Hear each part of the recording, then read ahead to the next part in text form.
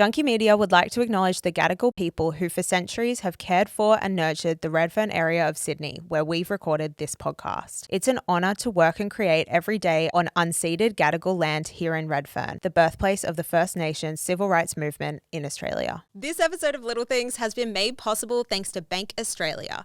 As a Bank Australia girl, I love that my stunning new bank card is made from 100% recycled plastic, with 64% collected from coastal communities by Parley for the oceans. It's a small, practical step in the right direction for our oceans. Come join me, come be a Bank Australia girl right now. The way that we normally start is we get the team to do a bit of a woo to kick us off. Okay, great. So, you ready, team? Do I woo? Yeah, we're good. No, you're part of it. Okay. You're like, they're wooing for you, girl. Oh, okay, all right. All right, I won't woo. I'll just receive it. The woo is for you and me. Okay, great. I want to clap from the principal. Woo!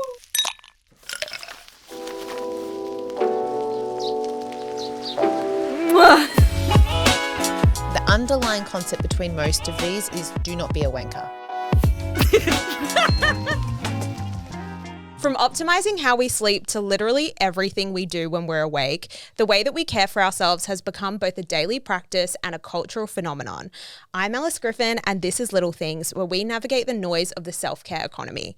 This episode, I'm with Natalie Kyriacou, OAM, environmentalist, charity director, and author of Nature's Last Dance, a collection of stories of how our natural world continues to captivate and persevere in the face of mass extinction threats and global warming. Since selling her car and putting her whole life savings into her first ever project, the educational app My Green World, Natalie has been showing us time and time again why nature is worth fighting for. In an interview, she spoke of her unrelenting drive for change, saying, "It is simple really. My goal is to live a life that creates more good than harm. I aim to continue that practice every day." I could think of no better person than Natalie to talk about all things values, how you cultivate them, and what happens when you truly commit to living them out every single day. And of course, we'll also be chatting about why her little things are actually the big things. Hi, Natalie. Hello, thank you so much for having me. That was such a beautiful Yeah, did you like introduction. it? Thank you. It's so hard doing it in front of people. So you brought your book. I did. I'd love to see it. Very, very It's cool. pretty, isn't it? What is it like being a published author? It's been the most emotional experience in the best way. I've happy cried every single day, basically since I started writing it through to the publication. I'm just so grateful that I've been able to put all of this out into the world. It's been such a whirlwind, and I've had a really wonderful experience with it. It's such an interesting premise because I feel like when we talk about global warming, mass extinction, the future of our planet, it's all very dire and it's all very stressful, and trying to engage with these conversations in any kind of like productive way is really hard. What I loved about this is it's kind of all about positive stories or uplifting moments where nature is fighting back. How did you come up with the concept? I wanted to write a nature book that appealed to a mainstream audience. I know that most people aren't going to pick up a nature book. They'll either think it's going to be really depressing or doom and gloom.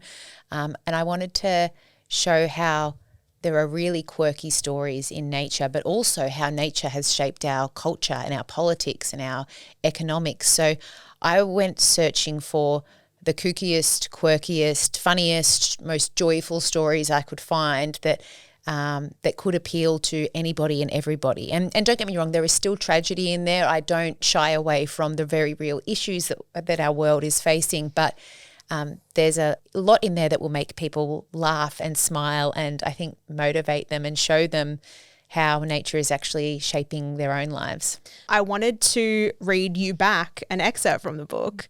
So you see, for every tale of destruction, we can weave a tale of hope, regeneration, and joy. Let this century be the one in which regeneration reigns over destruction and a new legacy is created for humanity.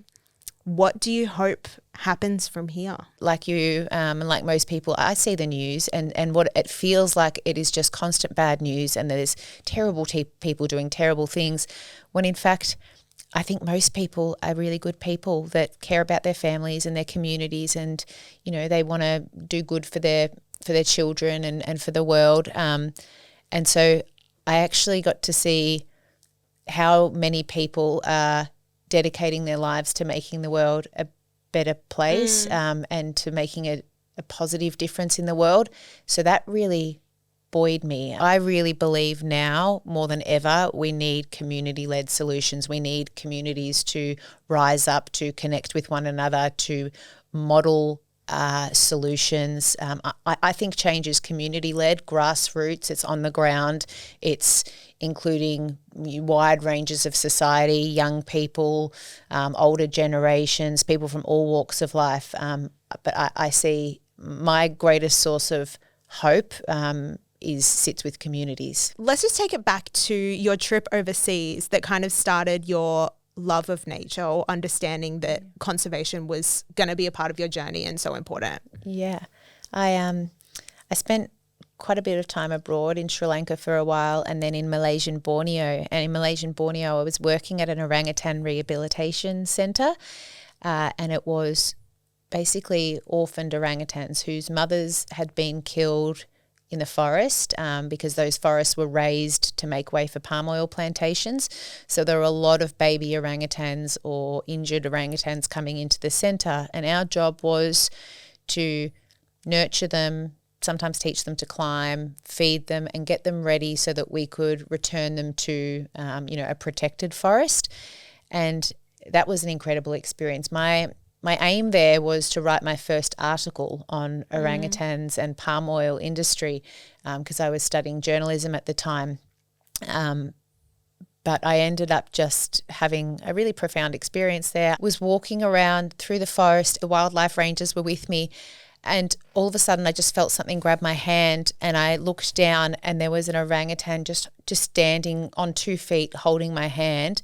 And it was the most bittersweet moment because he was sort of really lean and standing on 2 feet, which is not normal for an orangutan, and also he was just walking like a human. And he was so sweet, and I learnt his mother had been killed, and I think he was injured when they raised the forest.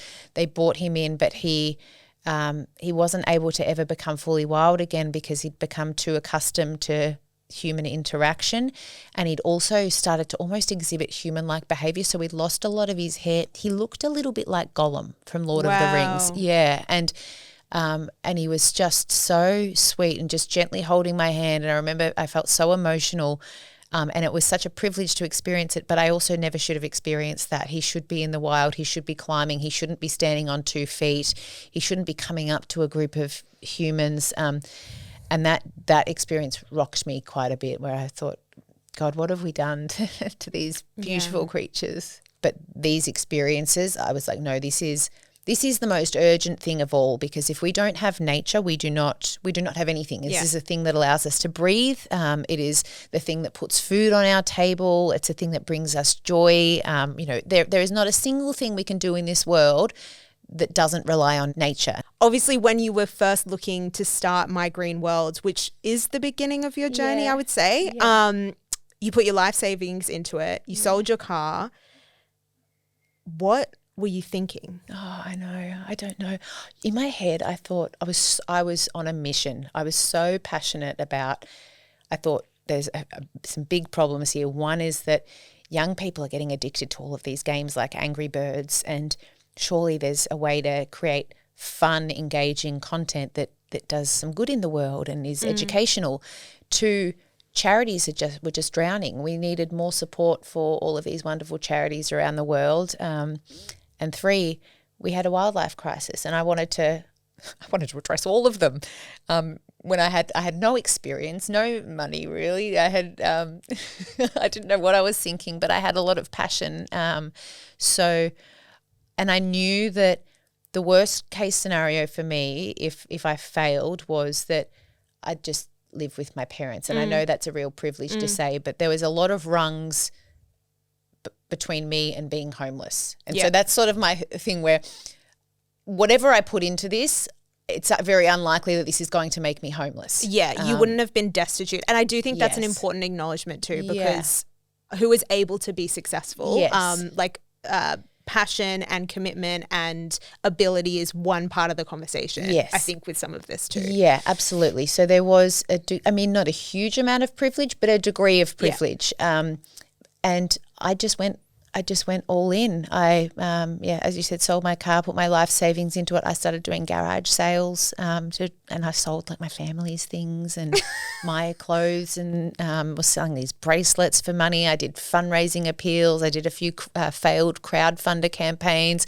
I Googled rich people in Australia, and then I emailed the rich people to ask them for money. Is so amazing. Yeah, so it's very cool. They didn't respond. No, okay. No. Yeah, okay. Yeah, I was very annoying and very passionate, but I think because of my passion, people started supporting me, and I think people could see that I wasn't getting anything for myself out of it apart from maybe crippling myself financially. So they stood behind it. They got behind it and supported me and supported the mission. Let's do a bit of a lesson on values, because it's been something I've been thinking about a lot lately. Here is the definition of values. Core values serve as guiding principles that shape our attitudes, actions, and decisions, affecting how we perceive and interact with the world. They're deeply ingrained, often subconscious, and integral to our identity. They are the yardstick by which we judge ourselves and others, influencing our emotions, attitudes, and actions. I don't know if you've ever seen a psychologist or had extensive therapy, but one of the first things like any new psychologist kind of wheels out, because it's so important, is the concept of values. Obviously, we're all walking through our lives and maybe not consciously understanding what our values are and how they are driving our life in different ways, and how maybe when we're sitting in different circumstances and we're not aligning with our values, like we're not understanding that the reason that things feel so uncomfortable is probably because we're living in a way that doesn't align with our values. Absolutely. Big time. Yeah. And so putting pen to paper and trying to unpick and understand what our values are seems like a hallmark of like any kind of that anyone should kind of do, but so few of us actually do. Yeah. Until we go see a psychologist and they force us. Yes. And then they tell you you're actually just not living your truth, or you're not living your value. Yeah. Do you feel like you have a good handle on what your values are? Yes. I feel like I've got a good handle on my values. I mean, I don't always get it right, of course, but I'm confident in what they are and the sort of person I want to be and the sort of principles I want to guide my life. You speak a lot, whether in your interviews or even in this chat, about having a mission and your mission. If you could summarize what that is, what would you say? Environmental and social justice would be the headline, but I just want to live a life where I do more good than harm, really. But my mission, it wasn't really a choice. It was just this is what I want to live for. This is what I kind of more of a calling. Yeah, this is what makes.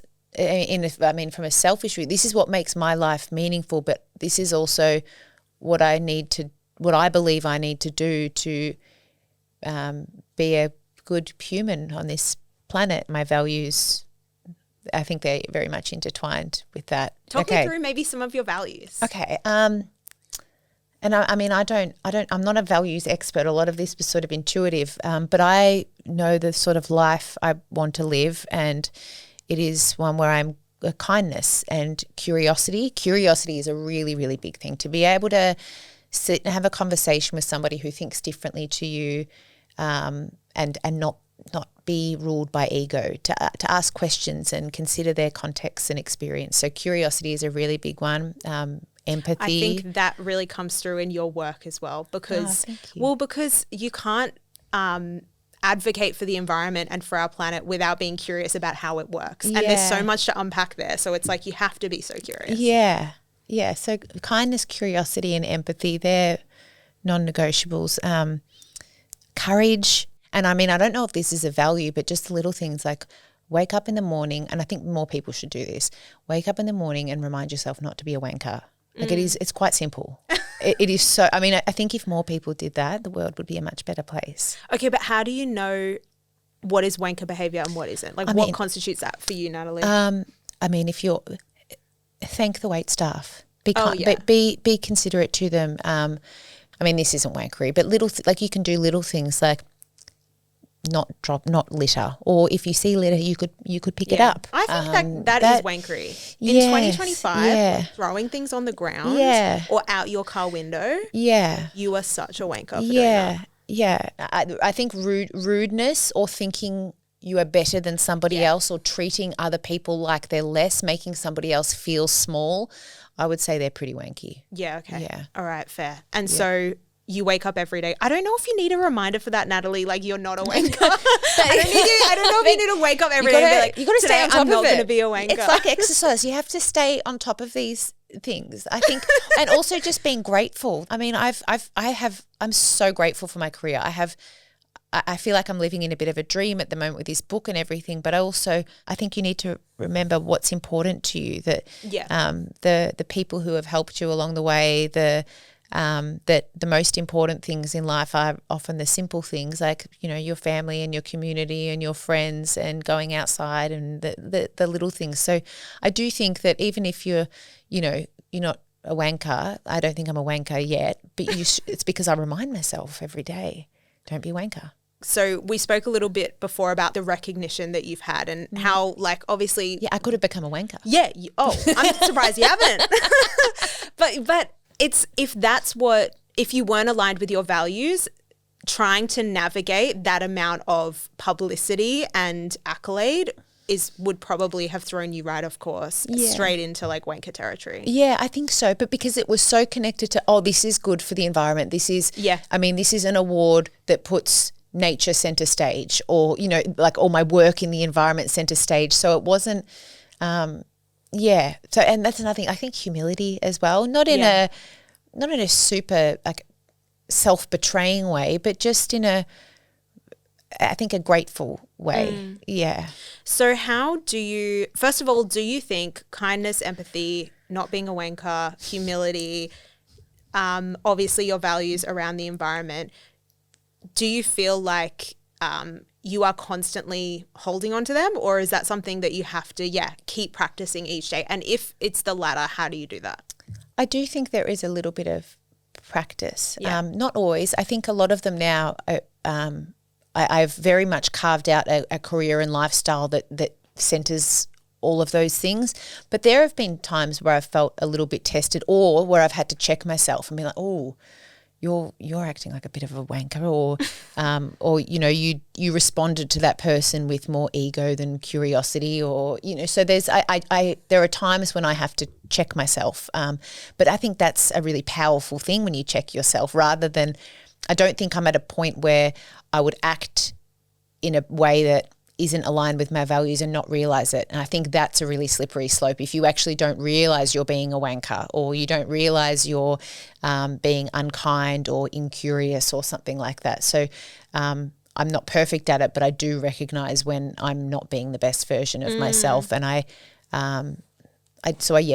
do practice it. And I like to think that I'm surrounded with people that would also keep me in check. And I think that's important, by the way. Having people who are going to be like, can you not do that? Or like I think you need people who are going to be honest in those moments. And I think also giving yourself grace as well. You have all these really big, these really beautiful values. Is it realistic for you to live them 24/7? Can you live them most of the time? Yeah. A really good example is myself. In me, so I've just been thinking a lot about values recently, again, because my psych told me to.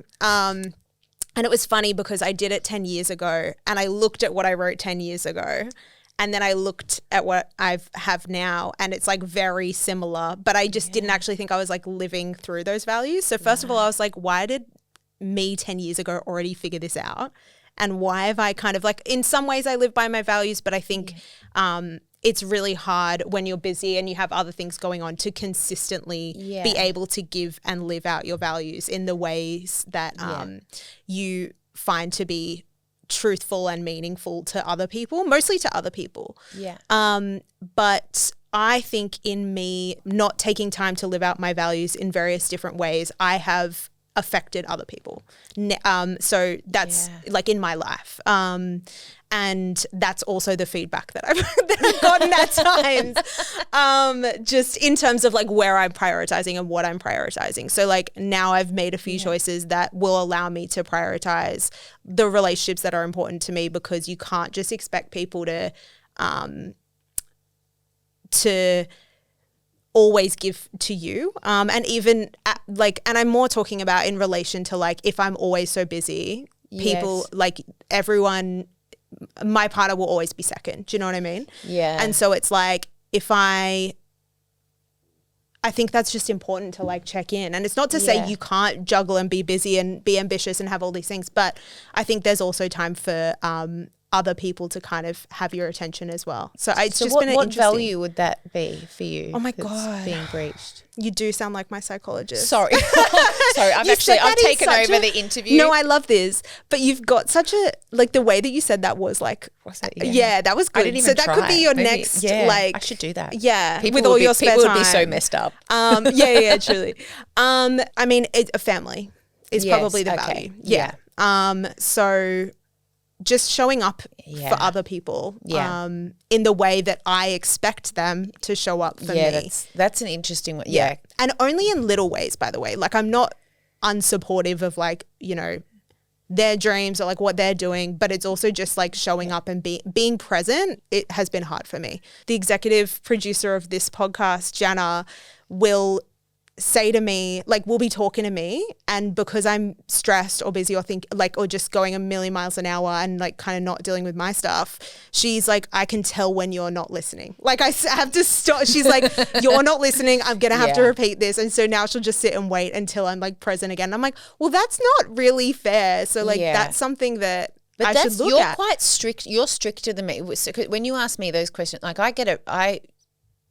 Now I want to re-answer mine, because I'm not like, I wouldn't get it perfect all the time. You're aiming for 100% perfection. I don't think that my measure would more be like, are you actively being really shit to your family regularly? And I would say you're not living by your values if you're doing that. But if you're imperfect, but your family's still, you know, I'm quite imperfect. But you're thinking about it. I know. You're trying. See, this is the problem. Every single time I have conversations about self-care, it ends up being like a tool for which to fuel ways that I'm not good enough. So it's just like, how do we have a nice, empowering conversation about values without it being like, oh, I need to go and end up doing all this other stuff to benefit myself. So like exhausting. Yeah. This is like my psychologist sessions. Yeah, I would say you're focusing on like your micro. You're being quite hard on yourself. So re-answer yours though. Well, mine. Now it's time for you to be hard on yourself. Well, because I'm just thinking, like, of the times that I might have been just a bit of a wanker, and there's definitely moments. I remember one time when I went to Paris and I had this really cool opportunity with the government to meet, and the government were taking me around to meet all of these environmental leaders and politicians, and it was so cool. And I went to the president's mansion. It was just amazing, and it felt really fancy. And they gave me a driver and all of these fancy things. And I had a driver, and it just because it felt so fancy. After 3 or 4 days, this driver was taking me around to so many different meetings, and it was really full on. And I was exhausted, but I was loving it and so grateful for it. But I just remember there was this moment where I got out of the event and the driver had parked around the corner, and I remember there was this moment being like, oh, I have to walk to the driver, and I just the biggest wank, like just this thought that I had, and I was like, okay, I can see how this is a slippery slope. You get a driver, and then all of a sudden you're throwing hamburgers at the and I just had to check myself. But I think there's like lots of little. I would have moments where I think I am with my family and I might not be fully present, or it's a bit of if things get really busy with work, then I might be not as present with certain people, and I wouldn't beat myself up too much about that.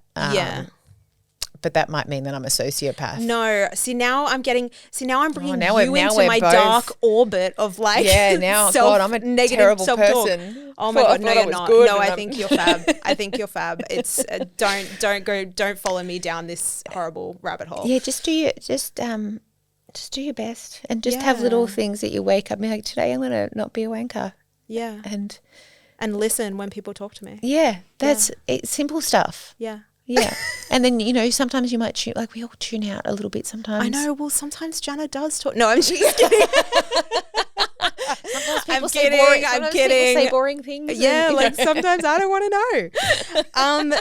So I would love to know the little ways that you feel that you align with your values as they relate to the environment. So there's those little things where the litter picking up or talking to people saying, you know, cats are they're a real threat to native species. So I'll gently try to encourage friends to, you know, get special fences so their cats can't get out at night or to keep their cats indoors, you know, stuff like that. I've really enjoyed changing some of my behaviors to better align with my values. An area that I've learned a lot about is money and how where you choose to bank can affect the environment. So I'm a Bank Australia girl. I don't know if you are, but I love banking with them because they're a B Corp. I also changed my energy provider. Yeah. Because I was with a really bad company before, and that's something that people kind of fall into a lot, hey? Yeah, absolutely. I think it's a really good point because it's almost like if you think about each of the actions, our actions throughout the day, like a vote, they're essentially a vote. It is, you are voting for what sort of future you want to build. So where you put your money, each of those things is a vote for the sort of world that you want to create. And do we want that world? An important part of self-care I've been mulling on lately is making decisions that line up with my personal values in every area of my life, including who I bank with.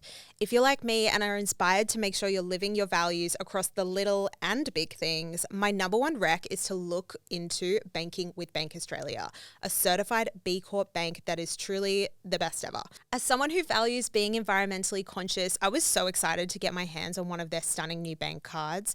The card body is made from 100% recycled plastic with 64% collected from coastal communities by Parley for the oceans.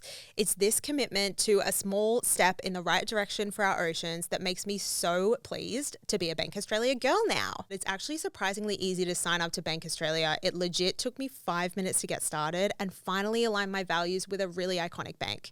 So come join me and make the switch to Bank Australia right now. So I want to talk a bit about where personal values actually came from. There's a lot of debate on whether humans are born with morality or whether they have evolved morality over time. So like whether we all have an innate sense of right and wrong or whether we have learned that through the social and cultural constructs around us over time. I tend to think that we did have some kind of sense of innate right and wrong because I just don't then know how we ever did anything ever. What do you think, first of all? I think values are often shaped by society, and that's why you see such differing values across different societies. I do think there is a biological element to, there'll be certain behaviours that might present as values that are beneficial to our species, like collaboration. But I think for the most part, the values or how we think about values today, I think that's largely socialised. What about right and wrong? Again, I think socialised. It's often from social norms. I don't know why, but something in my gut is like, based on nothing, that there has maybe been some innate sense of right and wrong. But in terms of values, I definitely agree with you that they're an evolved trait that helps humans collaborate together and work together to survive as a species. And then as different societies broke up, obviously different values started so that societies could grow and we were able to have, I suppose, social order. Yeah. Which is why there are still so many different values that different cultures have. Yeah. And it has to be innate, right? Because, I mean, there has to be some parts that are innate because if we're born, we are driven for our species to continue existing. And in order to continue existing, we can't kill each other off in our entirety. It is most beneficial to our species to collaborate, to share knowledge, that keeps our species alive. So there would be like elephants, sort of how, it has been, they've been known to communicate, to collaborate, to knowledge share. And meerkats, for example, like meerkats, they have sentinels, like certain meerkats will stand guard to protect other meerkats. And I think if there is one that slacks off a little bit, it sort of gets socially punished. Right. So there is, I guess, incentives to do the right thing by your community. And then you have whales where you might see a mother with her newborn calf, and they'll glide through the ocean, and she'll often have an escort, and that will be a male that will just glide along beside them to protect them. And so you see these acts of, I guess, selflessness, but I don't know if you would call it that in the animal kingdom. It is, they are ensuring each other's survival and protecting each other. But I think there is real empathy that you see within those species. Yeah. So I do think there are certainly innate behaviours that we show, that we demonstrate early on and throughout our life because it is for the good of our species. I just think that a lot of what we think of values today is socially learned. Yeah. Okay, fair. Do you think that living a life that is in accordance with your own personal values, is there a level of selfishness in that? That's a great question. I mean, I think it depends what the values are, doesn't it? I can't see if my values are to remember to be in service of others and the planet, or to be kind and generous and empathetic. I don't think it's overly selfish, but again, there is selfishness to all of it. Whether, are my values, am I acting out some of these values because I want to present in a certain way, or because it makes me feel good? And it's like that. I don't know if you've ever seen a Friends episode where Phoebe from Friends, she wants to do good for the world in a way that doesn't do any good for her, doesn't reward her in any way. She wants it to be a selfless good deed, and she goes out and gets stung by a bee because she thought that would be generous to the bee but hurt her.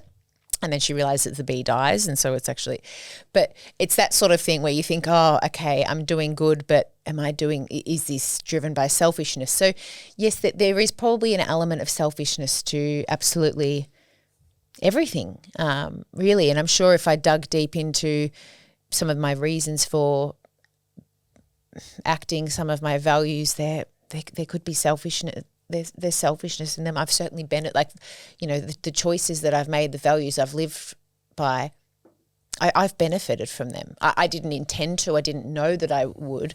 And in some ways I've made a lot of sacrifices for them. But in a lot of other ways I have personally benefited from them. So, yeah, maybe. How does that sit with you?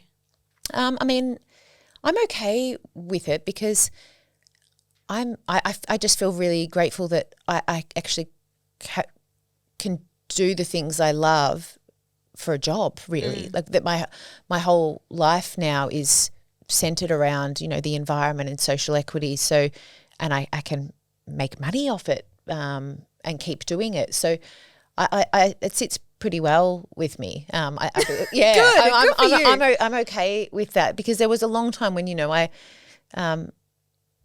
I didn't make it cost me money, and it cost me relationships, and also I don't know if you've heard much about the environment. It's not doing well at the moment, so it's been like it can be quite taxing in a lot of other ways. So no, I don't feel uncomfortable about that I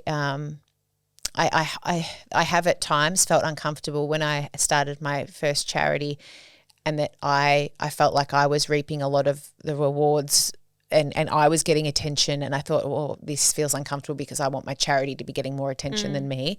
So there've been that, but now I just see it as it's a vehicle, whatever I need to do to get more people talking about the environment, to get headlines about the environment. I'll do it, and I am grateful that I can make a living doing it now, so I can keep doing it. It sort of motivates me to keep going. I feel like I owe it. Like I need to pay off a debt almost. Like I've been given this privilege, and so I need to make sure that I be be better and do better. Yeah. Interesting. Maybe I'm a bit uncomfortable about it. That was a good therapy session. Oh, well, that's why we're here. When we're talking about values, it starts from a place of self, right? Yeah. To understand yourself and then also figure out how you want to live your life and live out those values. But I think you're a great example of how knowing your own personal values can inform how you show up for other people and the planet in really interesting ways. So I think like what some people might consider as not selfish but self-indulgent perhaps, often like popping to your psychologist and knowing what your values are, but there's actually being conscious about what those values are can really inform and change the world around you as well, in small and big ways. I think we are all connected. We don't I don't think we can look at ourselves solely as individuals. We are individuals within an ecosystem, all of us, and we need to be supporting one another and the planet. And so I like to be self-aware and understand myself as much as I need in order to be of service to others and the planet and to myself. I mean, I'm not completely selfless or anything like that, but I do think it's – but I also – see where you're going. I mean, where I think you're going with this. Sometimes it can be warped, and people can maybe get stuck inside, obsessing over themselves a little bit too much, or they're solely focused on themselves. I worry that like therapy speak and the rise of us all being so across all these different psychological terms and forms, and you know this podcast is about sharing some of those concepts as well, can make us too actualizing and therefore take us away from actually being in community, like you said, connecting with others. And sometimes I'm like, is this actually how I feel, or am I self-diagnosing right now? Yeah, I absolutely agree. And I probably have some controversial opinions on it, because I do think there is a little bit of a movement around the self or self-care that has become inherently selfish and also has become a little bit co-opted by consumer culture. Yeah, definitely. And I have some issues with that. I think that I think it's important to take care of yourself, but I wouldn't even want to call it self-care. I would say care for yourself, care for others. They're interchangeable. There's not one over the other. And I think also it can be quite corrosive to become too obsessed with your own self-care, because I think often it's got there can be some harm to it, where it is so much self-improvement that you are obsessing about ways you might not be good enough or how you need to improve, and there's no end to that, and then you sort of get inundated with this sort of consumer culture of what you need to do and how you need to be better. In my own experience, where I think I have gotten the most benefit when my say emotional state hasn't been great was going outside and volunteering, talking to the community, helping others. That was something that was a service to myself, but a service to others as well. And it was almost like, okay, no, you need to stop obsessing over yourself and all of the things that, you know, are potentially wrong with you, and get out and extend your care and empathy outwards, and just stop self-obsessing. That really. Yeah, are we thinking about our own selves too much? And that's where I feel like concepts like values can be super helpful to kind of ground you and be like, okay, I'm not aligning with my values, which is service, etc., etc. Yeah. There's this thing called value congruence, which is where your life aligns with your values very, very closely. Yeah. And it's associated with greater life satisfaction, self-esteem, and positive effect. Do you think you have value congruence? Yeah, I do. I do think so. I'm trying to think if there are any, like, where the gaps would be. There's one area where I felt a little bit conflicted, and it was more, I'm not sure if it's actually values. It's that how much opportunity do I give? So I think I've been told before that I might be too generous in giving people space and time when they're doing the wrong thing, and I don't know, or choosing to see the best in people, and standing by them when they're continuing. So it's me trying to grapple with how can I affect change in the best way, and am I giving too much leniency to certain people But that's one thing. I don't know if that's values. I think so we much need to do a whole other podcast Yeah, episode on that's boundaries. Yeah. And we can talk through it all then. Oh yeah, this is good therapy. I know, it's so good, eh? I feel like I learn a lot. Yeah. So we've been chatting about all of these big concepts around values, and I would love to know and bring it back to the really, really small and ask you, Natalie, what's your little thing? My little thing is bird watching, but I wouldn't call myself a birder because birders they're a different subset of humanity. Like they're a more intense bird watching. I'm the sort of bird watcher that just likes to look up. Yeah, a casual bird watcher. It's this beautiful concept because it is simply going outside, looking up and seeing and appreciating the world. And bird watchers often turn into environmentalists because they admire the birds, but then they realise that the birds need the ecosystems and then they want to protect the ecosystems. I have this amazing balcony and the lorikeets used to come on my balcony every morning. I don't feed them or anything. You're not really meant to feed them. But I'd get like 5 or 6 lorikeets that would just come sit with me. And I felt like Dr. Dolittle because I would just be out writing in the mornings and I'd just be surrounded by these lorikeets, and sometimes they'd hang upside down from my balcony and poke, and they're really quirky and it's so beautiful to watch. Yeah, I think nature forces us, when you listen, to be very present. I think so. And finding the quirkiness in all of it, if you just stop and watch what happens it's very funny. Just watching birds.